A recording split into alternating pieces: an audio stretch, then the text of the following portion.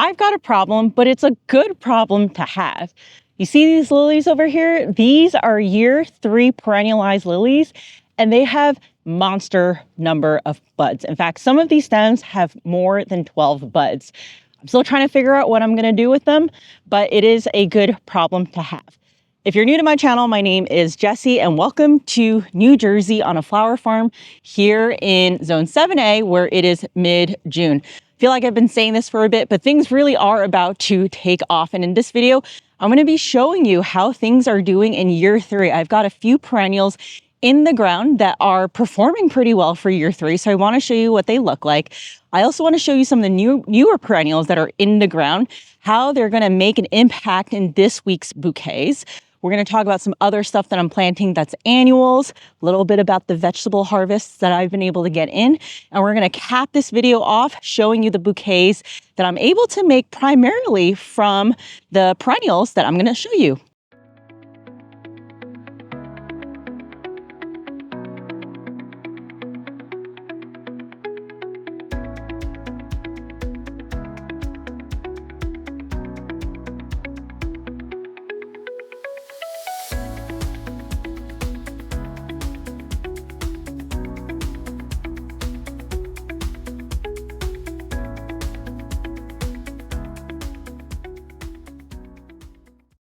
Let's start first talking about my lilies, which we started out the video with. And I want to show you how my year 3 versus my year 2 lilies are performing and some of the takeaways that I have, including what I'm going to do a little bit differently for next year.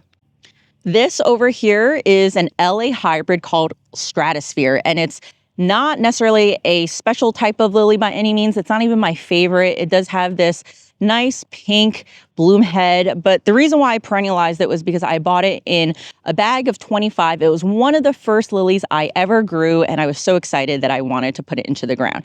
So here we are with these monster number of buds.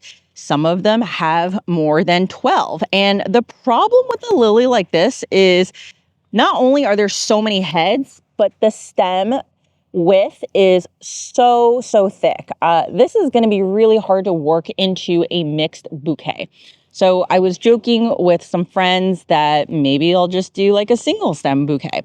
I'm still figuring out what to do with these lilies, but the learning for me is that in the future, I should actually be cutting down a little bit further down versus giving it a third of the stem length left, because it's just photosynthesizing too well and regenerating too well. And I think because they are in good soil, they're obviously getting the adequate nutrients and fertilization to be able to grow this big. The ideal for me is not to have all of these lily buds as well as a thick stalk.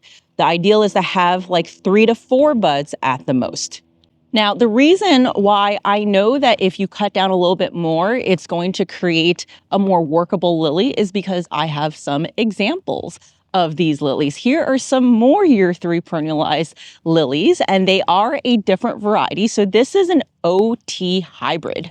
Now, the main difference between OT hybrid and LA hybrid is that OT hybrids are fragrant, and they tend to also have these trumpet-facing bloom heads that go outwards versus the LA hybrids like this that face upward. So I would say that it's easier to work with the LA hybrid in a bouquet versus something like an OT hybrid.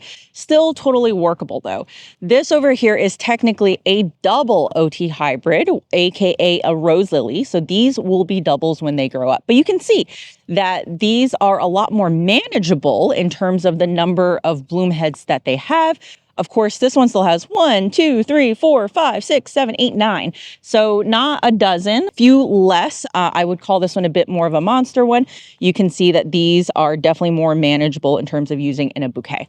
But the thing to remember about lilies is that typically the bloom heads are not going to all mature at the same time, kind of like a lisianthus, where that first bloom head pops and then you pinch it or you take it off and then you can use the rest of the bloom head. So these I would expect to bloom first. So the great thing about that is it buys me extra time for harvesting. So if I miss the window to pick these, I at least have some time for these to be able to mature up and gives me a second shot at being able to use these stems. And that's one of the reasons also why I love lilies so much. I do want to show you what they look like in year 2 and year 3 when planted in crates. This whole row over here is full of crate lilies. And these are a combination of those in year 3 as well as some that were put in last year. And you can see that those in year 3 actually also have a decent amount of buds, but it's definitely fewer than 12 and the stalk isn't as crazy big.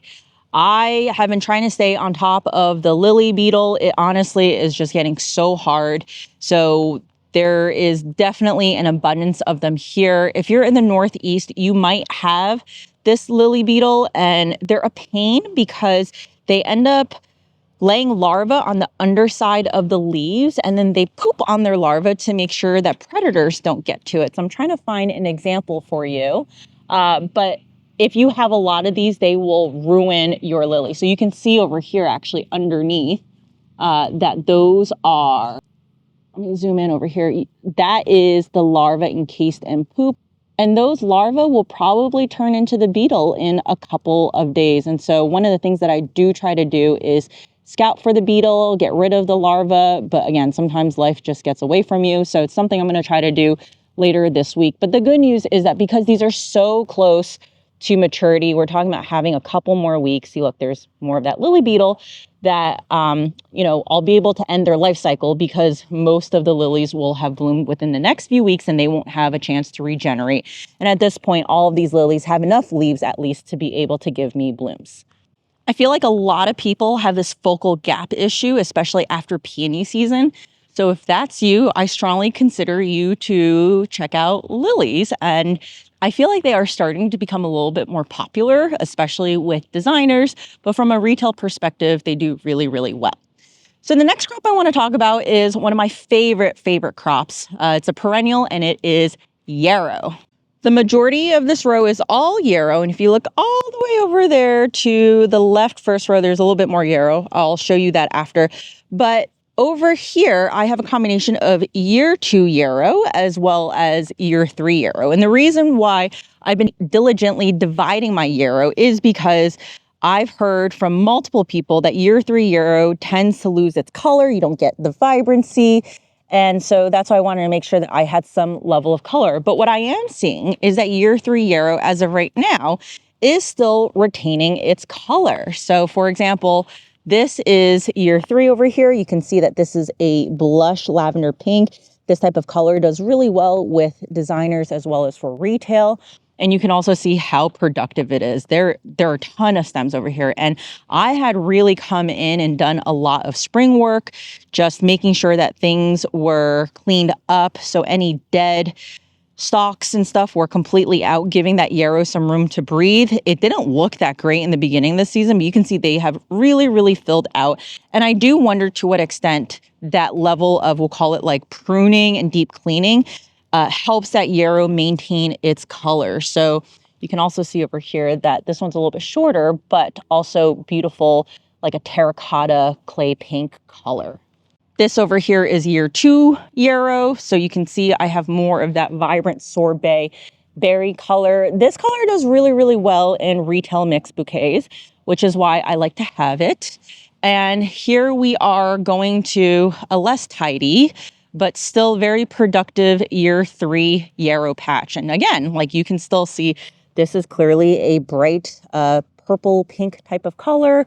We've got that more saturated pink over here, all year 3. These are cream colored yarrow that flower that way in year 1. So I'm not really seeing a difference, and I will do a more comprehensive video on yarrow later. Now that we've talked about my top 2 perennial crops, we're going to talk about my third, which is sea holly. This is a full row of sea holly also in year 3. And I will admit that I probably have too much sea holly, but I feel like the sea holly is actually saving my butt because of its long harvest window. And let me show you what I'm talking about. The majority of the sea holly is not yet ready to be harvested. And you know, because when you start shaking it, doing the wiggle test, it's all floppy on top. But I can tell you that the middle one over here is okay. And if I harvested and took off the side branching stems, I would get a usable bloom over here. And sometimes I think with sea holly, less is more. Having that textural contrast with this greenish color, it's almost like a cool green color, brings a lot of interest to a mixed bouquet. So what I've been doing is I've been snipping everything off and just using that stem. And that's what you're gonna see me do. I've got hundreds of stems here. And last year I was able to sell these to designers. They really like to use this for like statement work. You can see over here that this one's a more mature blue, and this one's definitely ready for cutting. But I've really been able to push the envelope on harvesting a little bit earlier than what would normally be expected. In fact, most guides will tell you that you can't harvest at this stage because it's going to flop. And I feel like that's a little bit being conservative based off of my own experience. So because of that, I can use this crop for basically a whole month, if not maybe like 6 weeks-ish. That was my experience last year. It did well at the cooperative.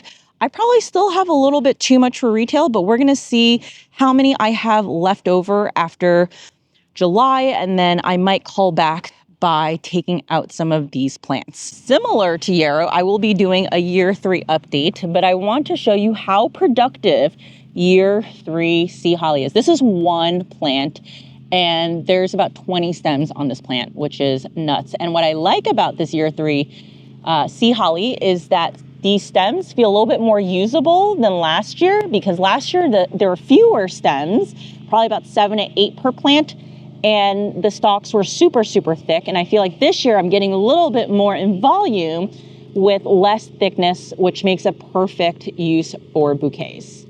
So if you've been following me for some time, you'll know that those 3 perennials make the backbone of my late spring, early summer bouquets. But last year, because I was so smitten with my perennials, I decided to put a few more in, and I wanted to create a more structured looking bouquet. So the next one we're gonna visit is double Echinacea. These are some of the most productive disc plants I've yet grown on the farm. And this is after the deer mow down on some of these small plants. So you can see over here that this is 3 plants in total, and they're giving me like, I don't even know, like 12 to 15 stems per plant. So the downside is that this kind of looks like Rudbeckia. I have some Sahara Rudbeckia that is starting to flower, but I think that these are going to be perfect in mixed bouquets. Now, these are double, so they actually will look a little bit more full after. You can see over here the direction that it's going into. But overall, I'm really pleased with the amount of productivity. Erica's mowing, so sorry about that background noise, but I have some more Echinacea in my landscaping, and this is what the double formation looks like. So my landscaping area is definitely a little bit warmer as a microclimate, so things are a little bit further along. Here we are, and you can see that this habit now mirrors the name, which is commonly known as coneflower. I've actually harvested a little bit earlier. I do the wiggle test, and as long as it's not flopping around too much, I harvest it, and it's been doing well even without having its doubled layers. Alongside that order of Echinacea, I also ordered Agistache for a filler. And the Agistache is coming in, and I am absolutely in love. These are ginormous Agistache plants relative to how they started out. And last year at the height of production, I would say at most I had probably about 2/3 to maybe half of the size of this plant. So it's really, really filled out. And I have 2 varieties of Agistache. So this one is flowering first. And then we've got this one, which has a little bit of a different habit. It's a little bit fuzzier and a more lavender in color. So it makes for really great staggered bloom time. But what I love about this as a filler is this is basically my spike. It gives me that pop of color as well as still some greenery for filler. And each stem also has a lot of usable smaller side stems or shorter ones that if you miss on this over here, this is going to get longer and allow you to be able to use that in bouquets. And when I sold this to florists, they really loved how abundant one stem was. So this actually sold really well for me last year, and I was able to pay back the cost of the plugs from just a few plants alone. And so I would say in this area, you've got 1, 2, 3, 4, 5, 6, 7 Agistache plants. That's gonna really provide for a ton of bouquets. I bought a few perennials within that lot with the Agistache and Echinacea, and this is the last one I want to highlight. This is an allium. It's called Summer Berries, I want to say. I'll put the exact name in the description, but these also got really big. Last year in year 1, when they were put in, I got some blooms, but they were pretty short. You can see this year, these are pretty tall, and alliums are one of those crops that can really help you in the spring, but I don't think a lot of people realize that you can stagger different varieties of alliums to get a consistent bloom time. So one of my goals this year is to put in more alliums to be able to get them earlier in the spring and hopefully have successions of them. And so you can tell that this one's going to be ready hopefully by next week, and I'll be able to use them in June bouquets. But I've got many of these plants over here. So you can see all of them are more or less throwing up buds in different stages. There's more in landscaping over here that I have. These are a little bit further along, and you can just see how productive these are. 1, 2, 3, 4, 5, 6, 7, 8, 9, 10, 11, 12. So 12 within a single plant, and they only get bigger year after year. And look, there's more Agistache over there. I do want to highlight one fail that I've had, which is I ordered the wrong kind of Veronica. So if you order landscape Veronica, this is what you're going to get. It's really short. It's totally usable, in my view, for designers, especially if people are doing like small centerpieces, boutonnieres, flower crowns. But I honestly won't have much of a use for it. They are pretty. They help diversify the color and landscape, so I'm not super upset about it. But yeah, that's why you double check what you're ordering and make sure you order a variety that is meant for cut flower production, like the Skylar series. Now, I had actually bought 2 colors of the double Echinacea, and unfortunately for me, the one that I really liked, which was the pink, got really nibbled down by the deer. They are starting to bounce back, but they are nowhere close to even flowering. I'm hoping I still get some sort of flush this season and usable stems, but it is that really rich pink that is perfect for retail. So hopefully whenever we get that deer fence up, they are going to be able to hit their stride and be able to produce for me. Next up, I want to show you some of the annuals that I have, because the goal is to have probably about 30% annuals and 70% of perennials taking me forward. And so therefore the expansion of having a deer fence that covers the whole property is going to be instrumental to that. But let me show you what I have in terms of focals for annuals. This is a very sorry looking weedy row, but it had my ranunculus as well as anemones, and it has just been too warm in the past couple of weeks. We're starting to see pest pressure despite there being buds, but I was able to get more stems out of these than I had originally thought. And this bed is ready to be flipped. I'm just waiting for the garlic to be harvested. So the scapes are starting to come out over here, and once they're pulled and we give them a few more weeks, I can harvest the garlic and flip this bed. But I had such a great experience with these. I can't wait to grow them again. You can see that as we get later into the season, even the anemones are starting to get better length, despite this being a later spring succession. This over here is the Aviv variety. If you've never grown ranunculus before and you want to try, I recommend starting out with these. I kind of call them the beginner corms. They're a little bit cheaper in price. I do have these on my website in case if you're interested in pre-ordering for next spring. You can try to overwinter like half the batch and then plant out the other half in the spring to make sure that you can try to get at least one viable succession. But I sell them in groups of 50, so you can pick by color or even get a mix. So I was pretty happy with these, as well as with this one, which is Elegance. I mean, this is not at its prime, but overall just happy enough that I am willing to dedicate more effort to ranunculus and anemones next year. I did a video last week about stock, so I'm not going to belabor the point here, but I got stock and I'm super excited because these look so good in bouquets. I feel like they add that extra oomph. They definitely add the extra smell. I will say that I am starting to see a little bit of thrips pressure, especially on the lighter colored ones.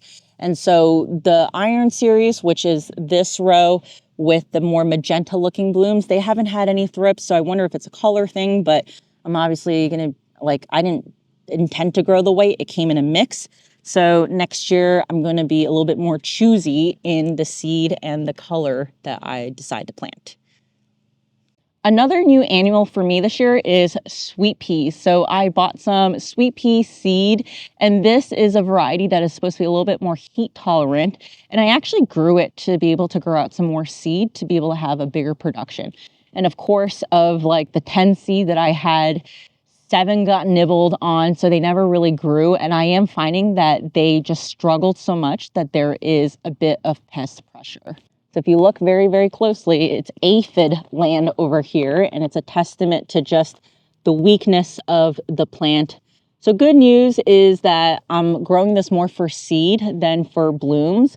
For the ones that are a little bit healthier and I might be able to get some vines for foliage off of, I might consider that. But I'm really trying to grow these to propagate, having more seed to be able to use next year. Now, the good news is that my peas that I grew for personal consumption also got chowed down a bit, but they seem to be doing really well. This is a purple snow pea called Beauregard, Snowy Beauregard, I think it's called. It's from row 7. It's a seed company that actually works with chefs to maximize the taste of their produce. And so I was really excited to grow these. And honestly, they taste good, but they don't taste really that much different from most other seed. Got some shelling peas over here. So this is my little pea aisle that is starting to finally produce. I feel like it took a lot longer than in normal seasons. I almost forgot about the Lisianthus. How could I forget? These Lisianthus were put in early April. I hired couple of middle schoolers to help me weed. So there are new weeds here because they weeded about 3 weeks ago, but it looks pretty good. They're putting on growth, and at a certain point, I don't need to weed because they will outcompete the weeds, even if the weeds are small. But one thing to show you is that I did an experiment with a part or a section of the Lisianthus in something called lab, which is lactic bacteria, hoping that it could serve as essentially a root shield and prevent fungal disease. And then I had a control group, which is on the right side over here, and I have another row to see if there was a difference. And right now, honestly, there is no difference.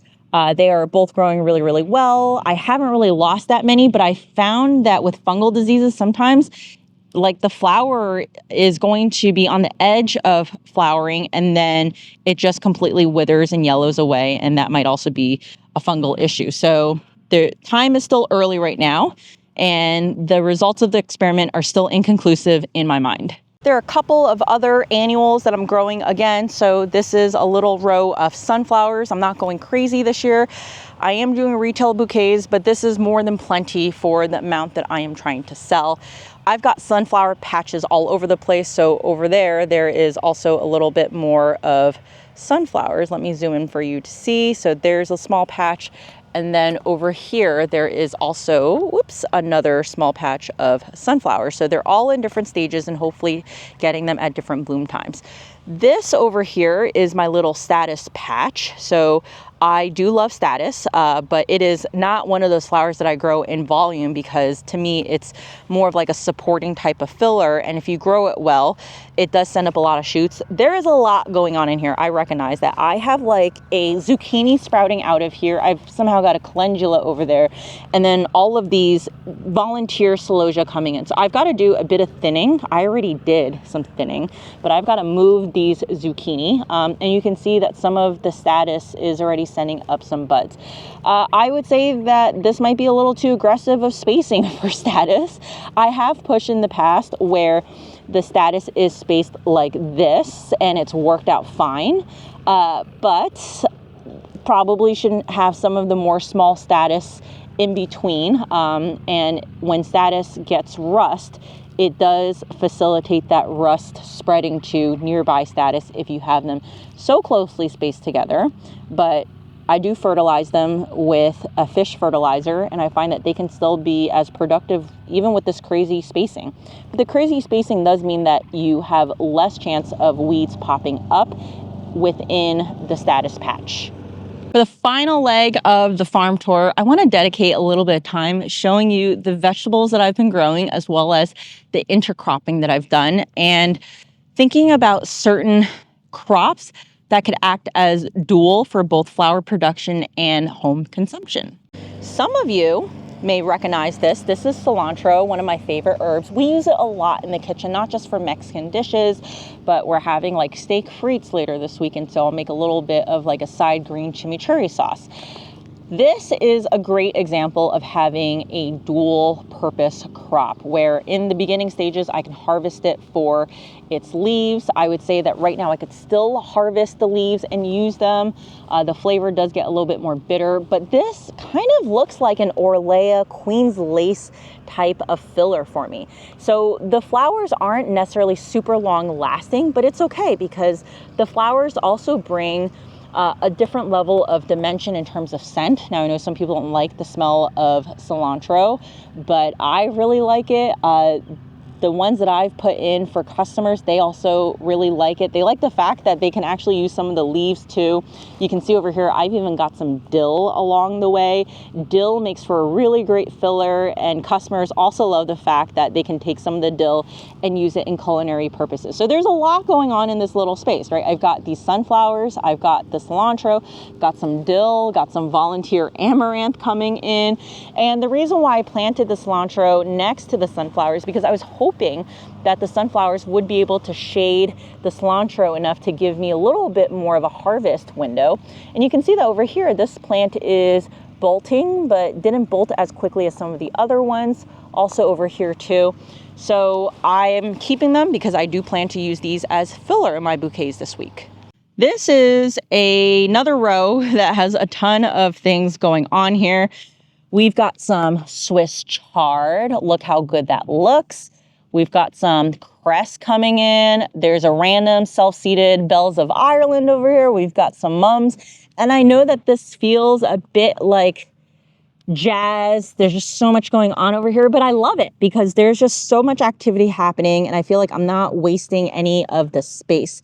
Over here, this is red mustard greens, and mustard greens are more of like an Asian cuisine type of lettuce. I have found this to be the most productive out of everything that I've planted. The amount that I've harvested, like yesterday I was making b.a.r.e. blenderized tube feed and I harvested about 630 grams of leaves here. And so because we weigh and measure a lot of our food, I can tell you that that's about like 2.5 bunches if you're even able to find it at the supermarket. Red mustard green is really great for you. It does have a little bit of a bitter taste, but we would saute it if I wasn't blenderizing it for her feeds. So this seed is from M.I. Gardener. I've in general found all the seeds that I've gotten from M.I. Gardener to be very, very amazing at germination as well as performance. So can't recommend them highly enough. And this over here is called Edible Mum, situated right next to Heirloom Mums, which I'm growing for flowers. But Edible Mum is also known as shungiku, and it is also another Asian type of vegetable. You would see it in hot pot, sometimes in like pho even. And it's one of those crops where I can't find it outside of the Asian store, and typically it's never grown organically. And so you can see that some of them are starting to bolt. So this is an example of one that has bolted. I do want to save some seed, which is why I'm allowing it to bolt. But I had a customer reach out about a bridal shower, and they were like, we actually want more of the wildflower look. Is there anything you can give us? And so I do plan on giving them some bolted flowers because they do have that wildflower vibe. So I have some shungiku over here. There's also more over here. And you can see that these have definitely been less resistant to bolting. And I cut some yesterday already for b.a.r.e.'s tube blend. And I plan to cut more when we make pad thai later this week as a side dish. Some other really pretty bolted flowers. This is radish over here. This is called wasabi radish, and you can kind of see it over here. Some of the radishes are really big. Some of them are not so big. We pickle the radishes for our Mexican bowls, and I also will use it in ease blenderized tube feeding, but I also use the leaves for either sauteing or ease feed. So this is a really great crop because it can help break up a bit of compacted soil for you. Very short days to maturity, and I can use this as a wildflower in the DIY buckets that the customer wants. So you can see I've got quite a bit of the radish over here, and they're so big. I didn't expect them to be so big because at the supermarket, the radishes that we typically see are much, much smaller, probably more like this size over here. Testament to having microclimates even within the same field. You can see over here that I have some cilantro that is on its way to bolting, but probably about a week or two behind the cilantro that already bolted over there. So I'm still able to harvest cilantro from here. I've got my onions that are coming in, which I'm super, super excited about because over the past 2 years, I haven't been able to grow onions successfully, really because I didn't focus on growing them. But I have quite a bit of onions, and we also have some more broccoli rabe. This is like on its last legs. It does not like the heat. I've been really surprised at how well the kale is performing because it's also supposed to be a cooler weather crop, but it hasn't bolted yet. I think it's going to start bolting really soon, but the amount of leaves I've gotten off of my kale successions is just amazing. So a lot of ease feeds have been powered by the kale, the red mustard greens, and leaves off of a Brussels sprout plant. Over here, this is my potato row. I've grown potatoes before, didn't get a great harvest out of it. So this time we're doing it in a planter box in the ground where I am doing a little bit of hilling. So putting soil on top when they're ready, but you can see this one's already starting to flower. These were from Fedco, and I really liked about it was when they showed up, they were already sprouting. So I didn't have to do that much. They were already like well on their way to producing when I put them into the ground. Honestly, for me, the most proud moments in this field this season have been me harvesting the vegetables, the lettuces for our family and to make ease blenderized tube feedings. I can't say it enough, but I feel like we all as growers have this gift where we know how to grow things and we understand the inputs that go into our soil. We have the ability to grow things organically should we wish. And this is not something that many people have access to, honestly. It's something that when I listen to podcasts with people who practice integrative medicine, they're always saying, hey, find a local farmer who practices regeneratively. And I am just thankful that I don't have to do that because I am that farmer. And one of the things that is coming out in terms of data is just how our soils have become so eroded. There's less nutrients in the soil. So the output of the vegetables and the produce that we buy from the grocery store is less in nutrition than it was decades ago. So again, like you and I'm assuming you as a watcher are some sort of grower, whether or not you're a backyard grower or you have a field like mine or it's much bigger, you have the ability to take a bit of that within your control and grow your own vegetables. So it's really meaningful to me that I'm able to provide that for my family. And I feel like that I could be a lot more intensive in terms of the amount of vegetables that I'm growing, how I'm using my space. But when the peak of the harvest comes, which is around now, I start to get overwhelmed and I say to myself, okay, like this is enough. And I'm really happy with what I was able to get out of. And now the goal is to be able to push into the shoulder seasons so that I can get more produce from my family later in the season, as well as in the early spring. So that was the farm. This video is going to pick up when we start harvesting for our bouquets. Even though it's after work right now, it's still a little bit warm. Today was in the low 80s. So I want to give those flowers a little bit of time to rehydrate before I pick them. And unfortunately, I have a 7 a.m. meeting tomorrow, so it must be done tonight. So we're going to pick this up in a couple of hours.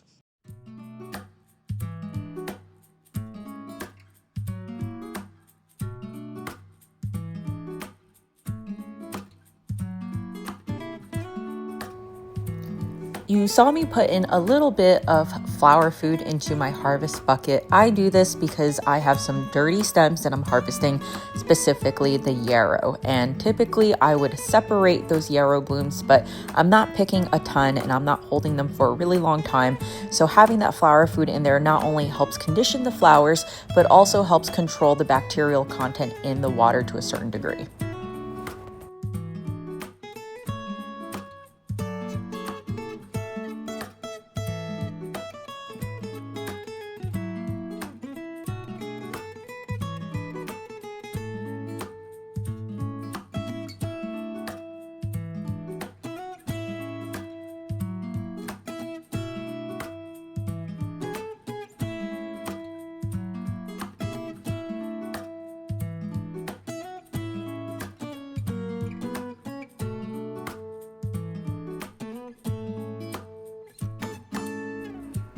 Harvesting and using the sea holly this way is a little bit more labor intensive, but I think that the sea holly still adds such a great oomph to bouquets that it's worth this extra time, and plus it helps me use up all of these stems.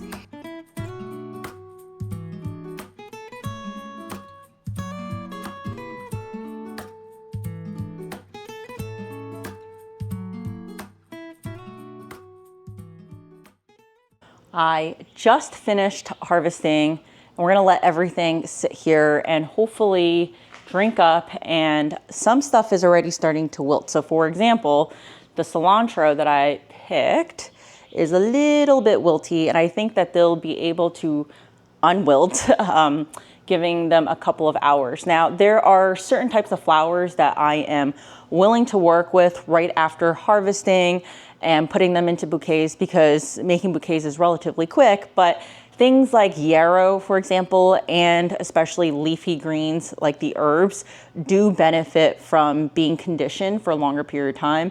And I find that sometimes it's just like it's harder to work with a flower that's drooping. You just don't know how it looks in the bouquet. So I am gonna give them the time to drink, and we're gonna pick this up afterwards, hopefully later this evening, where I can make a few bouquets. It is now the day after. Did not get a chance to make bouquets last night. We've actually been prioritizing getting rid of our old refrigerators that we got for free from people who were moving to new houses. We took in those refrigerators and they were really helpful for me, especially during tulip forcing season and just having fridges, but they're old, they've been crapping out, and we go through cycles of defrosting and trying to make it work. But anyway, New Jersey is offering a recycling program where they're giving $100 per old refrigerator recycled. So we decided to bite the bullet and replace both of our refrigerators downstairs with a new good one, because we're honestly just so tired of having to deal with broken refrigerators. So each night we have been taking apart a refrigerator, bringing it up, and today's the day that they are going to get taken away. So I say all that because I didn't have a chance to make bouquets last night. But more importantly, these were able to condition overnight, and I want to show you the difference that conditioning makes. If you look over here, these all look really, really great. Yesterday I mentioned that there were some floppy ones like the cilantro. So let me pull out a stem for you. All of these are kind of a little bit tangled with each other, but you can see over here, this is a stem of cilantro, and it was a lot more floppy yesterday. And right now it is very upright. The leaves do feel much more hydrated. This is another stem of the cilantro, very hydrated here too. And I think one thing to mention here is, well, you want all your stems in the water because this is what happens when they're not. This one dried out. But some of the stuff like ageratum, it's like a snapdragon where they do tend to start swaying and curving while conditioning. And that's something that I'm totally happy with. I like working with things that aren't necessarily straight, but this is why we condition and allow our flowers to rest. And over here in the fridge, I have some stock that I've been harvesting throughout the week, some focals like ranunculus and anemones that we're gonna be able to use in our bouquets, and we are gonna get cranking out making bouquets.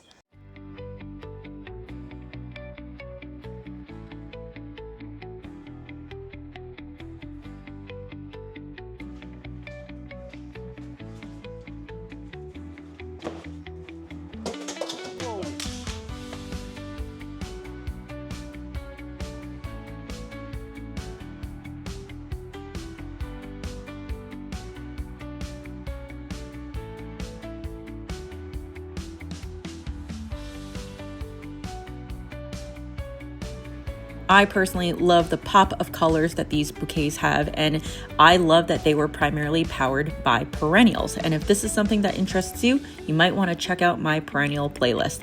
Until next time.